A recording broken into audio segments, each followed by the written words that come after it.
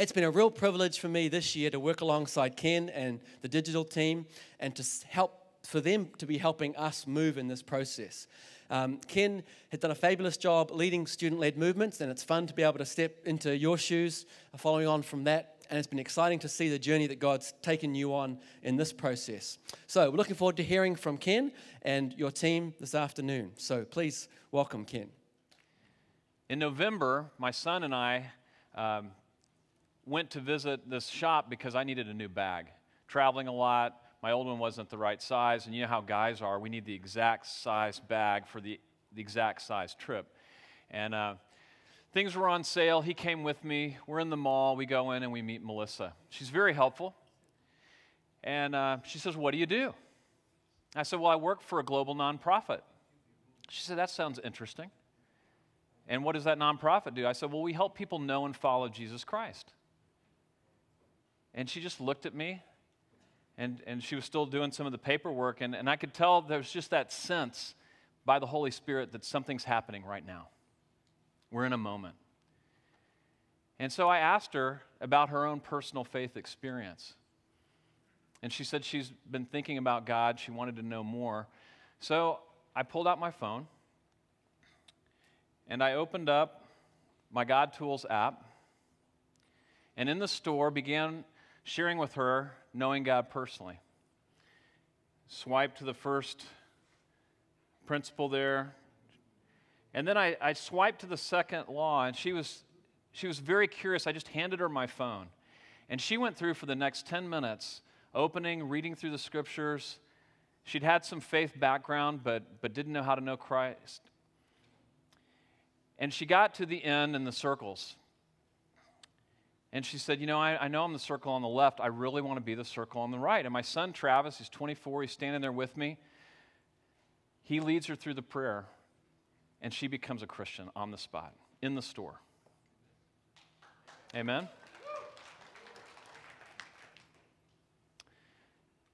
I'm going to pause that story there, and I'm going to get you involved in your own digital experience right now.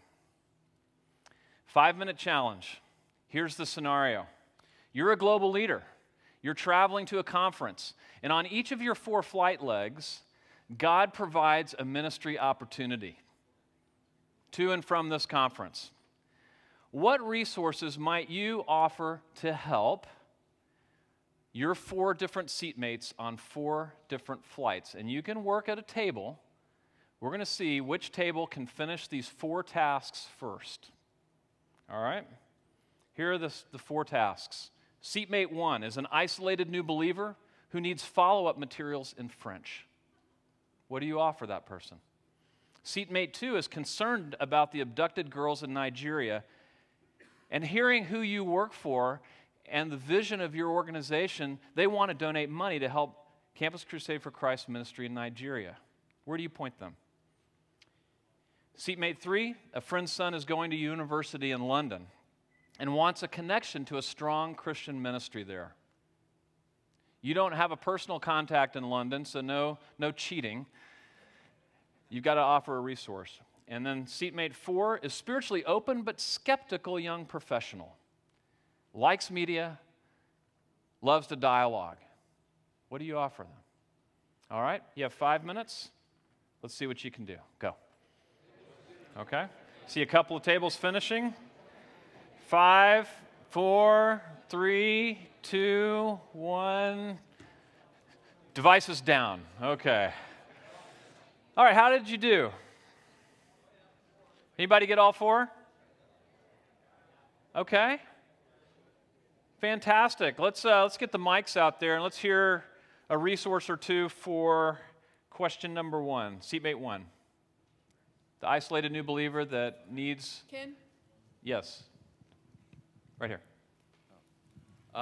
For number 1, we came up, there's a 4 Laws app that's in multiple languages. The person suggested the YouVersion Bible app, which has the Bible in multiple languages and follow-up materials, and then the God Tools app as well.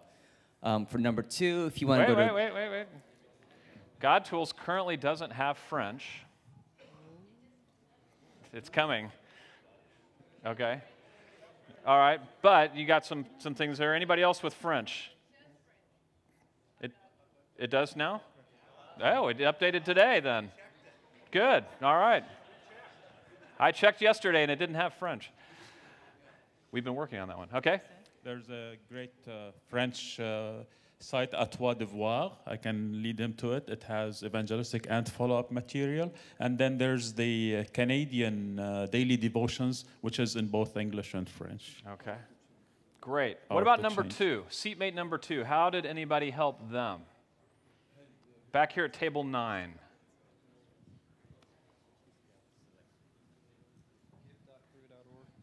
Give.crew.org, account number 2581110. Okay. Very nice. Through crew.org, oddly enough. Okay. Anyone else? Austin, did you guys figure out how to give cash to the Nigerian ministry? Digitally? All right. This is website, and then you click on Give. I think it will direct you to the Nigerian ministry, Okay. and you'll be able to Good go enough. through there. Number 3, son going to university in London. How do we help him?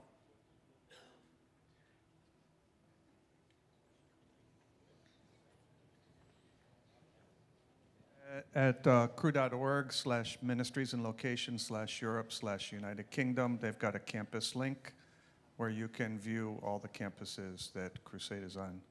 Okay. Fantastic. Anybody else had another way? Everystudent.com has locations for students Okay. searching on. Great. Okay. And number 4, spiritually open but skeptical young professional likes media and dialogue. In the back. MyStory.me. MyStory.me. Great. Anybody else?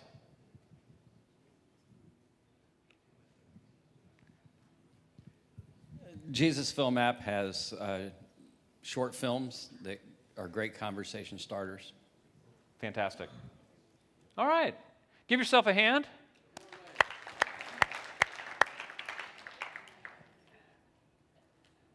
So you did pretty well. How did you feel? Back to Don's question yesterday.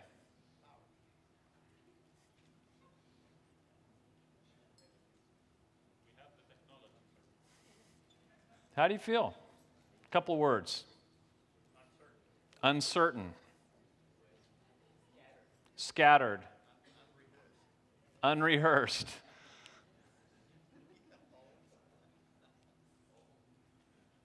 All right. I want to pick back up to Melissa. Remember Melissa that we met at the bag shop? As soon as she finished praying with Travis, my son, and receiving Christ, within 1 minute, she asked this question. Do you have this in Spanish? I'd like to share it with my Muslim boyfriend.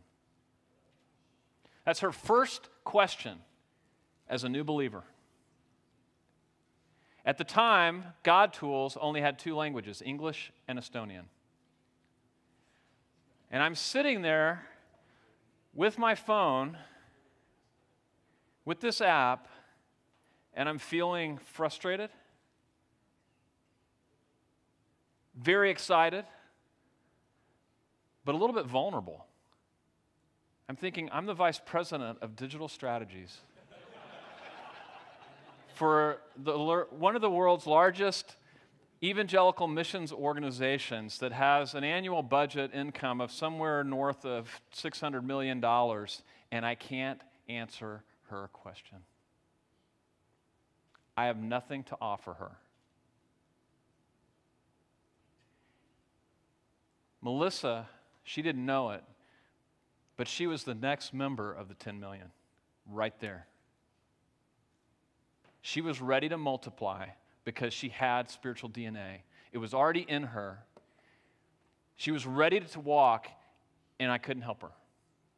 Now, I did give her some things, and I did share via the Knowing God Personally app. You just tap it, and you can send her. I send her by email. We've actually had some ongoing email conversation. I send her some links. I send her the YouVersion link in Spanish. But it was not easy. It was not simple. It's what we call in our team friction. There was too much friction at the zero moment of truth. Now, I want to ask you another question. I want you to think about your last 24 hours. Think about where you've been and what you've done with this. What have you done with this device in 24 hours?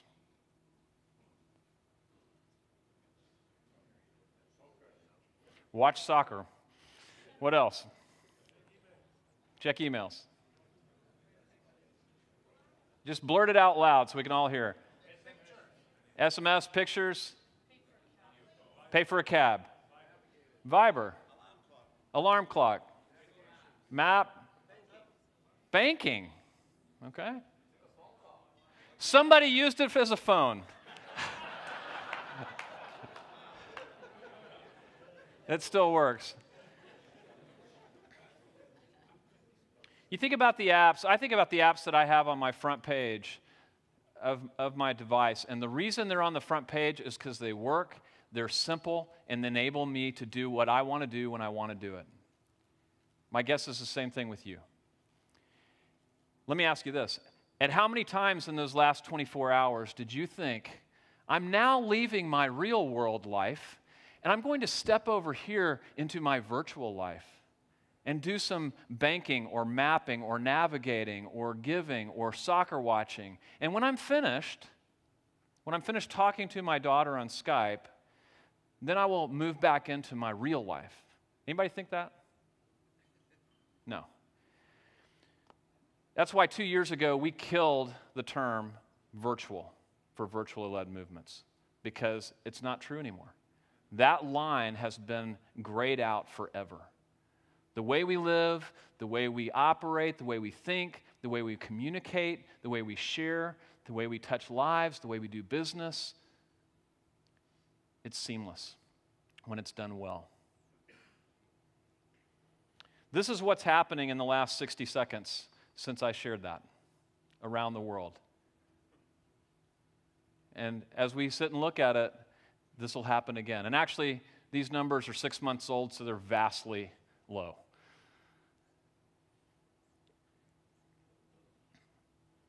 As we begin pondering and seeking the Lord for wisdom and digital strategies going forward as an organization, stuff like this keeps hitting us every day. We just keep bumping into it. And honestly, it's a little overwhelming. And so I'd like us just to turn and pray and ask that the Lord would bring His spirit of wisdom and insight and compassion and vision and unity for us as a movement. That as we go through this session and talk about digital maturity over the next few hours together, that He would do something transformative in each of our hearts and minds. So would you turn in your tables, have a couple of you pray, and I'll close in a moment. Lord, we come to you believing that Genesis 12, 1 and 2 are true. I believe that Malachi 1:11 is true.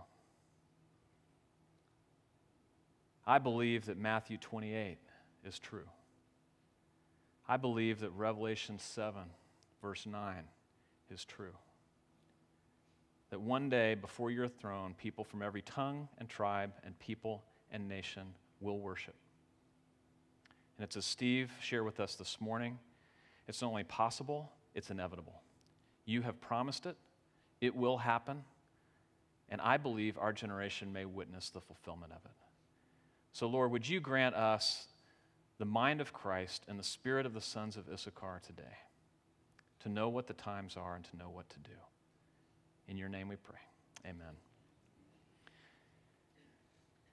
A year and a half ago, a little over a year ago, I handed the baton of student-led movements to Roger, and April 1st, 2013 began this role full-time, and no, it was not an April Fool's joke. And I sat down, and I remember sitting down at my desk and thinking, okay, what do people at this level of the organization do for digital strategies? And I didn't know. Steve didn't give me a job description. It was a brand new role. We'd never had that role at this level before. So you know what I did? I Googled it. And I went to LinkedIn and began searching for people at similar places and similar industries that had this role. And I had about 10 different job descriptions put together, and I created this kind of list and looking at common things and realized I'm a total fraud. Like, I don't have any of the skill sets that this requires, except for I use my phone a lot. And Lord, what are you going to do? And I began praying and saying, Lord, we need a fresh vision. I personally need you to touch me with a fresh vision. And at the time, I had just finished a trip with Simon, and I'd been around the world to a couple of different places. I'd been with Miharet and Stefan Dell, with Emmy and a lot of the African guys, looking at the African continent, 58 countries. And Chris Leith brought that group together, and we looked at all the data. And I think we were 30,000 responses behind on 180 days that people who had written and not getting responded to that were curious about the gospel. And I thought, Lord, how are we going to handle this? And from there, I flew to Thailand and met with our East Asian staff and the young bucks, 25, 30-year-olds, and they were all doing digital ministry with their Chinese friends back in country while they were in Thailand, through apps I'd never heard of. And I thought, wow, these people are on different continents. They're not even asking the same questions. They're not even dealing with the same stuff. How are we going to deal with this? And at the time, I was studying this little prophet, Habakkuk, just in my personal Bible study. And the Lord impressed upon me the two questions that this prophet asked of the Lord were so profound. The first one was about injustice. He said, Lord, why does it seem like the unrighteous are winning and the righteous are losing? And aren't you there? Don't you care? And the second one was about timing. Lord, when are you going to do something about this? And the Lord said, hey, wait for the vision in Habakkuk 2:1. And he said this, write the vision, make it plain on tablets, that the one who reads it may run.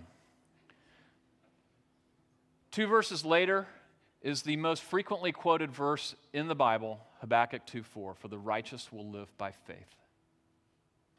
And later at the end of the chapter, he ministers to the prophet by answering him in this way.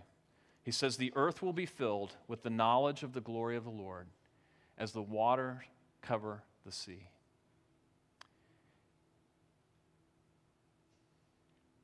And this is a fresh call for me personally.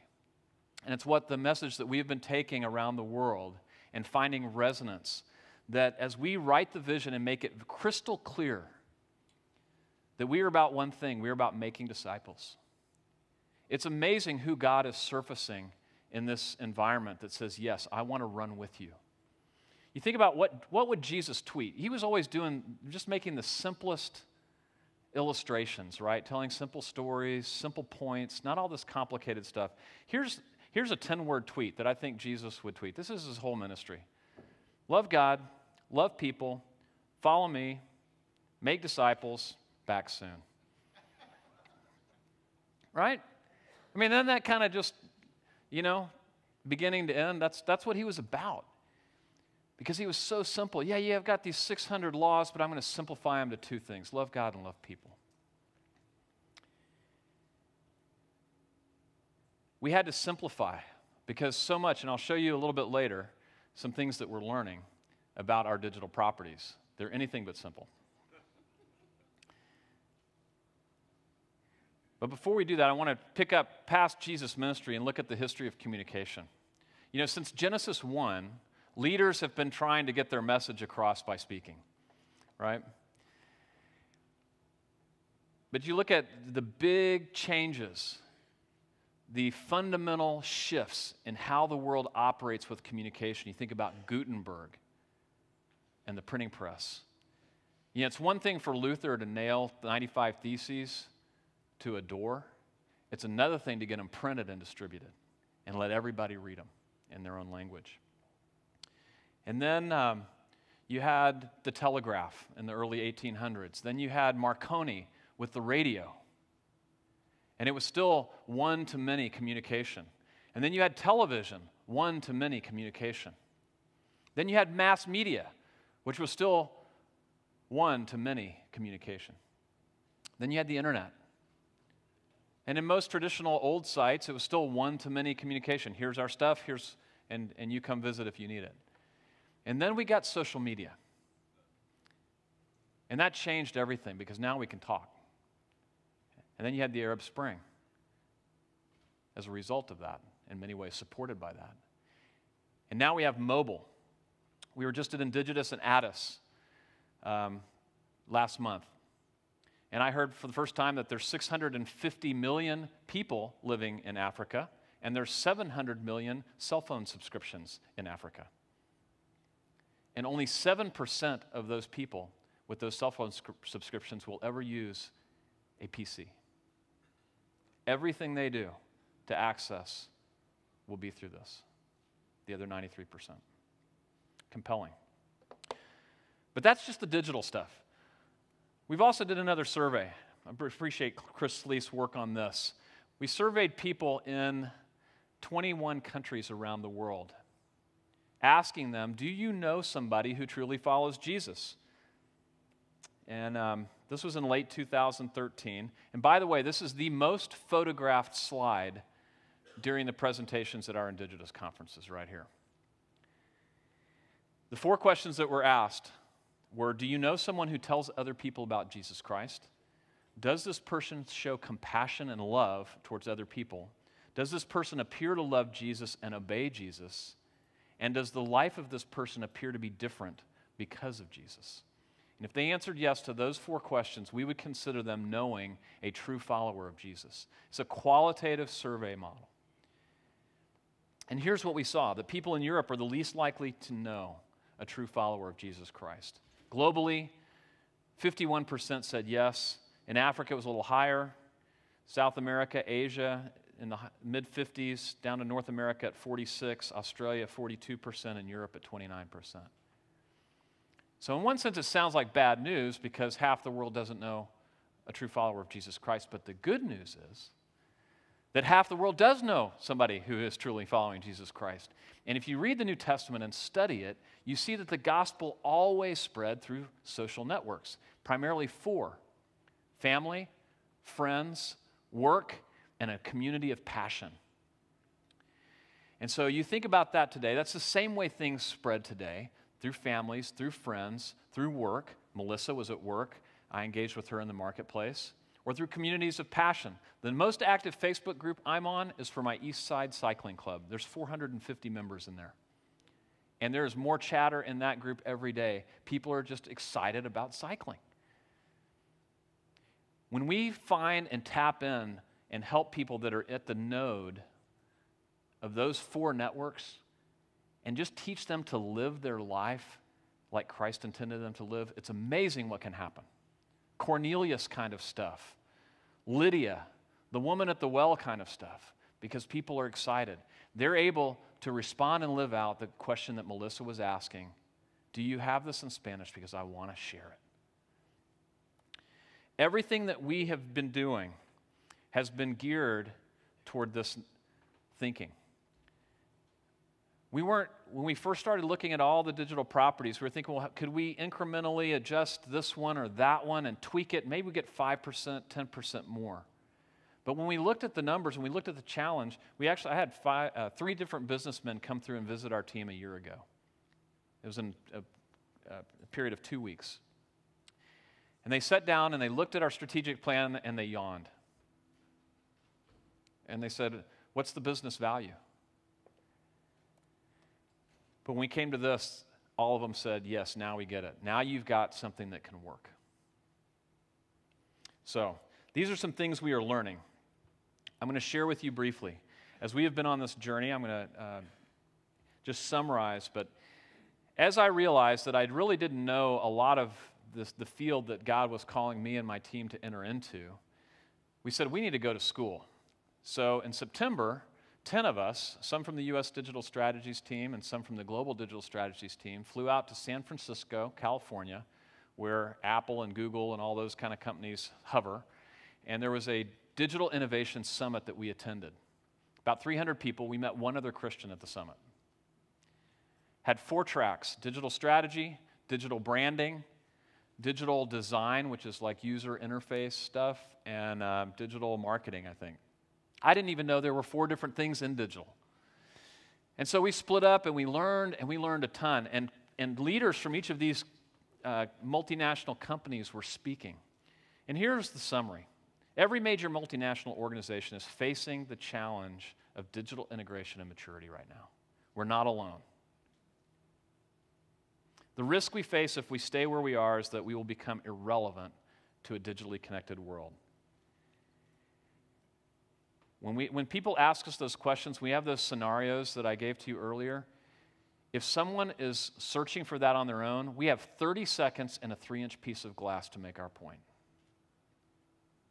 If we aren't there when they search for that, we are irrelevant. But if we're there, we have an opportunity. We needed some outside expertise. So as God would have it, I was praying when I went there. I said, Lord, just teach me what I need to learn. Help me meet who I need to meet. And I actually met Christine Stebbins there. Christine's here with us today. She's been helping our team think through a lot of this and understand the environment. One of the things we learned is that digital crashes everything together. And people don't care. When you load your app and you're going to get on your flight, you don't care, is this the marketing department's app, or is this the operations department, or is this the flight controller app? Which department put together the United app? You don't care, do you? Because all you care about is what? It works. I get to my plane at the right place, at the right time, and I get my seat. And hopefully get an upgrade. And so, you know, you've looked at organizations, and we tend to think in terms of the way we think about organization.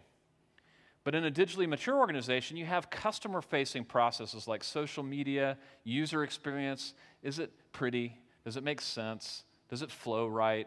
Is it intuitive when I hit the right button? Does it go do what I want it to do? And mobile channels. Is it Twitter, Facebook, WhatsApp, whatever it is? And the operational processes are at the backside. But digital crashes them all together because they're all connected. And so it's forcing organizations that have had legitimate silos for legitimate projects, it is just crashing things across each other because all the information is flowing everywhere and no one can control it. So as I got on the flight back from San Francisco, I wrote this at the top of my notebook page, and I started thinking about this, and I started writing questions down. Who do I talk to about analytics? Who do I talk to about social media listening? Who do I talk to about overall digital strategy? Who do I talk to about design for our apps? And I got to about 10 questions, and about somewhere over Kansas, I realized that person's me. And my team, and our extended global digital strategies team. And there was just kind of this, wow, okay, we got some work to do. We got some schooling. And then I realized, wait a minute, we don't have till 2020. We got till 2015. Because we need to get ready so that we have 5 full years to live this out. Because if we don't do anything till 2020, we won't exist. We'll think we exist. We can have a great party in here, but no one's coming. They won't know we're here. So we had a digital experience workshop, brought leaders from around the world in January, and Christine and her firm, we talked, and I said, Christine, what do we need to do? She said, what if you did a digital experience audit of your properties? And I said, okay, what is that? I said, why don't you take 6 weeks, and we gave them our leadership pyramid, the one that we flashed up earlier today, that Dan showed. We gave them a number of URLs for some of our country websites and a few names of key leaders around the world, about a handful, like 6 or 10, and said, you're an outsider. You've never met us. This is not a Christian firm. You've done work with global companies. They've helped World Vision. They helped Nike. They helped McDonald's. They helped Coke. Maybe you could help us. And you have 4 weeks, and let's just see what you find. And so they came back, and Christine reported to us, and this is what she showed us. She said, you have an ununified digital experience. It's a bewildering array of web properties. This is what we look like to the outside world. We think we're all proud because we're trying to put all our stuff out there, but to a person that's trying to find stuff for the first time, what you did, those 4 little tasks, people are trying to answer those questions by themselves all the time, and we're the global leaders. We know where this stuff is. They don't know where this stuff is. This is what they hit at their first engagement with us, coming in from 3 inches piece of glass. Ouch. So we just kind of sat there and prayed and realized, they walked us through, hey, you've got some stuff that's connected, but then it breaks and people get lost. And it's amazing to see even the progress that's been made in the last 6 months. But here's the lesson. 10 million Christ-centered multiplying disciples don't care how we're organized. They only care that we're organized.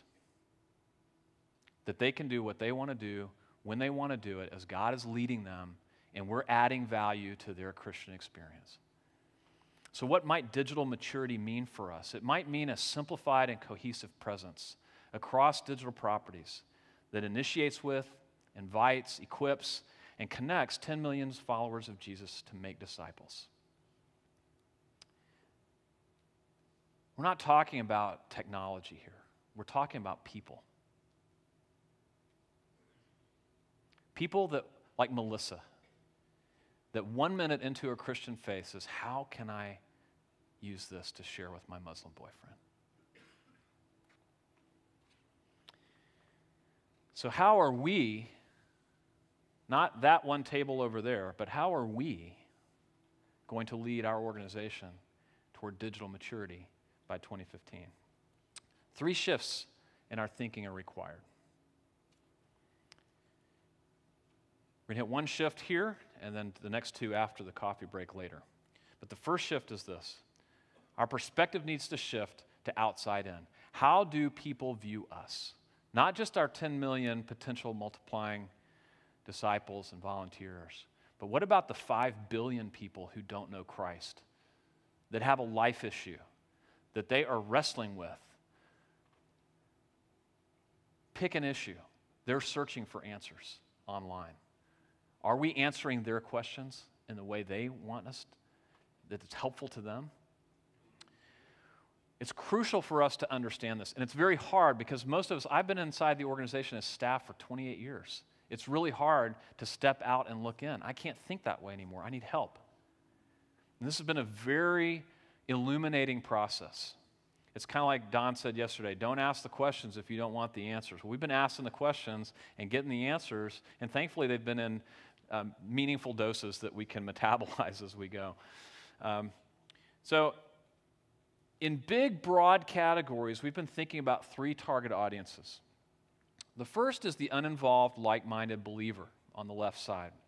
She's already accepted Jesus. She wants to get involved, but she doesn't know how. A lot of people sitting in churches, especially in the mega church movement, because a lot of times you got 10,000 people in a church and they don't need another usher. What do? How do they engage in meaningful ministry? What do we offer that person? They may or may not be aware of CCCI, but they're not asking that question. They're not sitting there saying, I wonder what Campus Crusade for Christ or Tandem or Agape or Agape or Agape, I don't even know what it's called. What does that offer me? They're not asking that question. They've got a pain point in life and they want it resolved, and that's the door that they're coming through. Another category in the middle, the non-believer, are those with weak faith.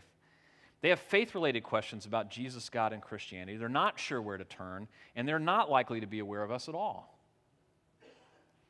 And then the third group, the involved, like-minded believer, they're aware of us. They're using our tools and resources to reach their own spheres of influence and win disciples, and they're creating multiplying disciples. That's awesome. This is the 10 million. This is the group we want to move those other 2 groups into. So the question is not what we want or what we think looks nice or works well. It's what do they want. And to help us understand this, I want to invite a couple of experts here to share with us in this next piece of the session. Karen Schenk is the national director of the Life Project for Power to Change in Canada. It's a privilege to work with her over the last several years in digital strategies and to learn a lot. And then Claire Angus has been serving as my executive assistant for the last 4 years and has now transitioned to the titleless, nameless, new morphing place of our digital strategies team, which doesn't have any titles because they change every 60 days when we have a new project. And currently, Claire has been giving amazing depth of research to personas. And they've done a fabulous job. I think you'll have a lot to learn from what they have to share with us today. So, Karen, come on up. Help us out.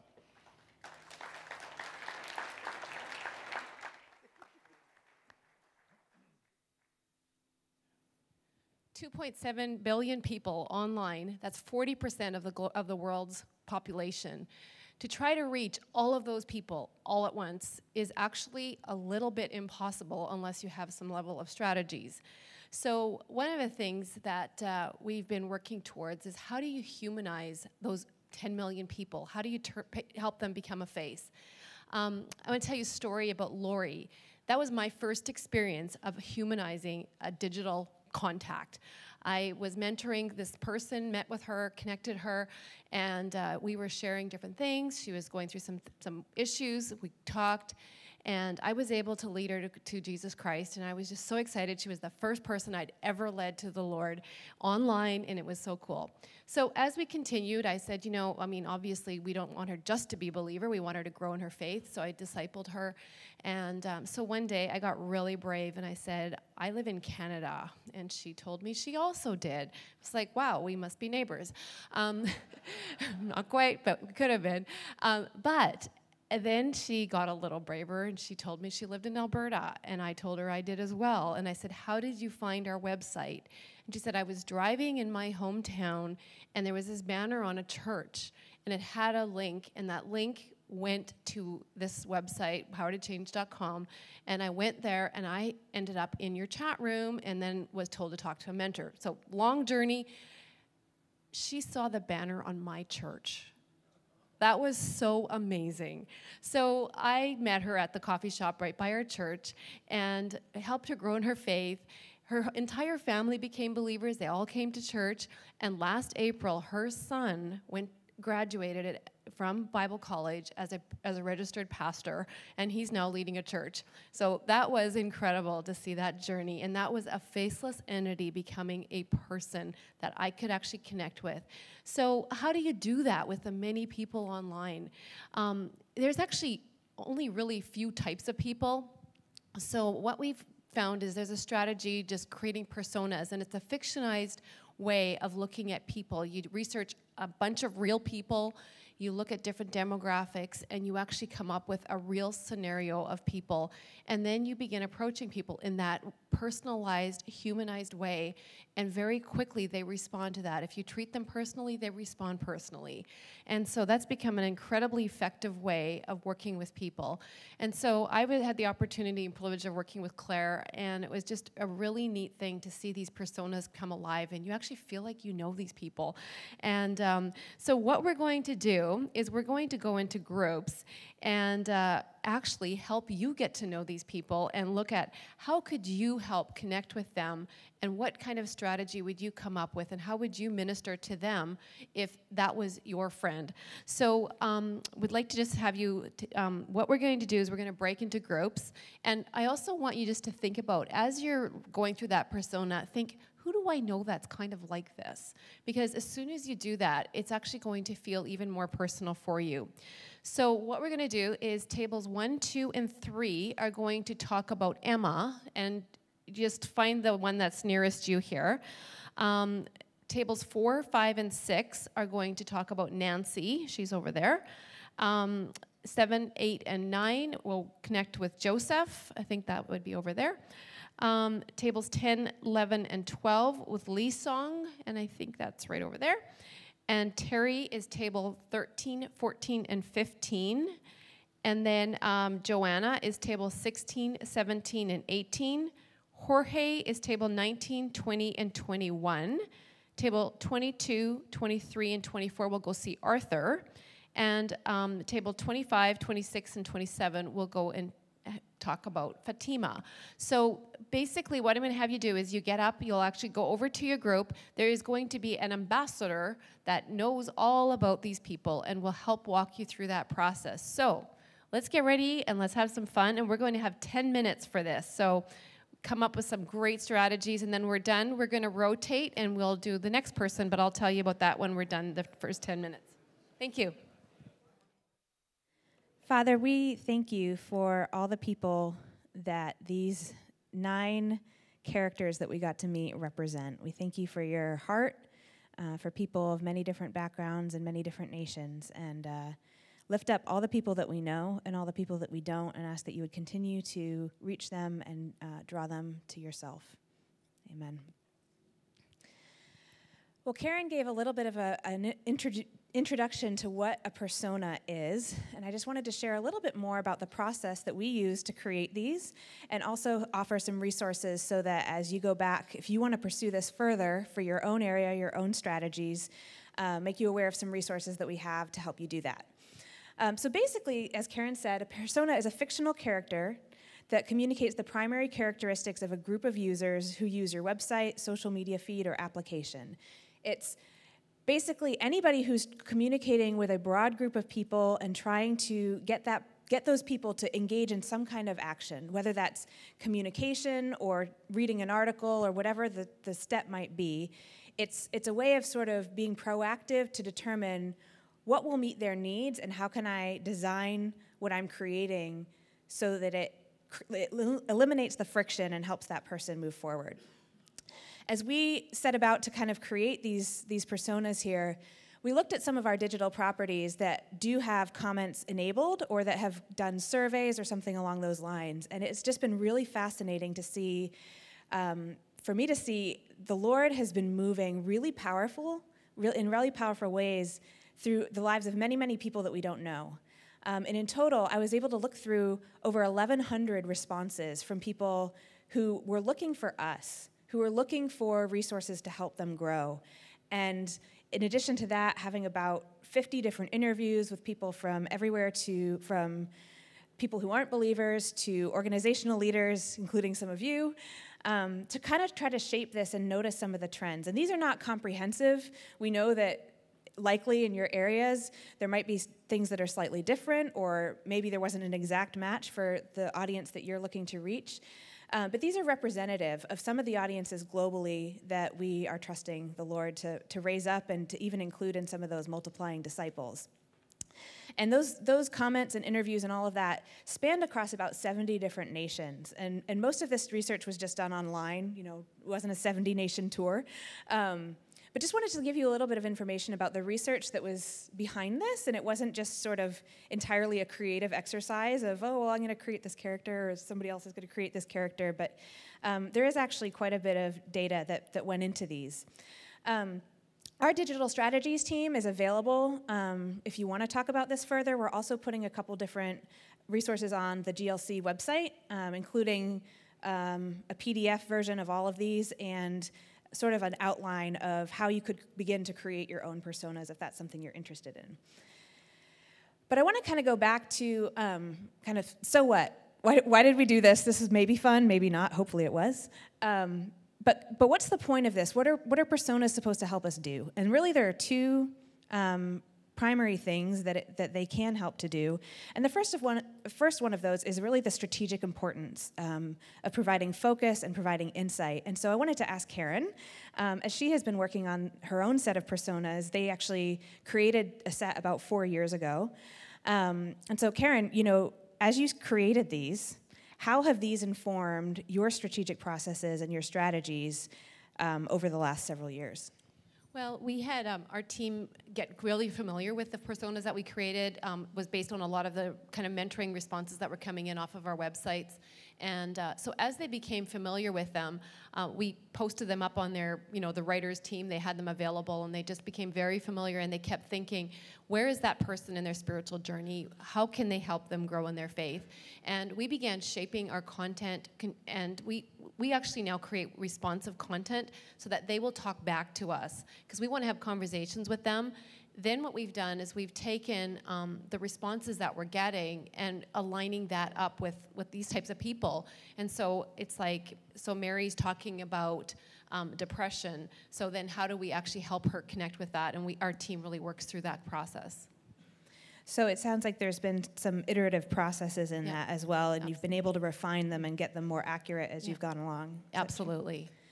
Well, could you also just share a little bit about the most recent strategy that you guys have been working on and how that maybe relates to some of this? Okay. What we've done over the last several years, we've been really focusing on how do we reach people on the evangelism side, how do we connect with them online and connecting with them in an area of need. And so we've moved the continuum in a little tighter. We felt almost everybody wants to talk about the real issues of things that matter in their lives. And for the longest time, I kept thinking we're only attracting hurting people. And then one day I was speaking, and this lady came up to me, and she said, just a really put together person, very, she's a marketing specialist, and she said, do you realize that I came to your site, and it was there that I discovered Jesus in my most broken time. I went there completely broken, and I went, people are just honest online. That's what they are. They're not necessarily just the down and outers, but they're honest. And so what we've done is we've developed a new strategy, and it's been a sandbox that we've been testing, and we are just stunned at the results. It's called issuesiface.com. So that's issuesiface.com. We also have it on Facebook. You can follow us there. It's just brand new. We've just been testing it. Out of 1,000 visitors, 50% will actually go and type in one of the issues that they're dealing with, and of that, 43% of those people are writing us messages and emails and telling us what's actually going on in their lives, and our mentors are actually able to train with them, connect with them, and then help them take that next step in their spiritual journey. So what we're dealing with now is that emotional, that poignant place of what is really going on in their lives, and it's there that we're able to offer Jesus and really help them through that journey. And that really began through the whole persona process. Awesome. Well, the one other thing that I have personally found in this process to be really helpful and sort of the other so what is really just, I've been praying personally for several years that God would reignite my compassion and my heart for the lost. A few years ago, it felt like that was just, it was about the strategy and it was just about this. And I know even some of the ideas about digital strategies being more impersonal can be really, it's less, maybe there's less motivation because we like the relational feedback and we like that kind of ministry. And, well, if it's just anonymous and impersonal, do we really want to do this? But it's amazing, like Karen was saying, what people will share online. And my heart has just been really broken as I've read through comment after comment of people who are out there who literally want to become multiplying disciples but don't know how to do it and don't know where to get started. Wanted to just read quickly a direct quote, and a lot of the quotes even here on the personas are actually direct quotes from some of the comments and interviews. But this was one I just found a couple days ago on one of our properties, and it was from a girl named Emily. And she wrote, "Please help me get started in a ministry. I have no idea how to go about it. I've grown up in a church, but stayed far away in the past. I have rededicated my life to God and Jesus, and I would like a fresh start. I'm 24 years old, not married, just working a full-time job and not making any progress in life. Can someone please guide and direct me? My email is," and she gave her contact information. And so as we just about head into a break in a minute, I just want to invite you to think about that question. Can someone please guide and direct me? If we're talking about 10 million multiplying disciples, how do we guide and direct them? What role as leaders do we have in that process? And so I just invite you to pray about that and continue to let the Lord surface anything that might have come up in this exercise as we continue to move into the later half of the afternoon and talk a little bit more about this. But I invite Roger back up and go to break in just a second.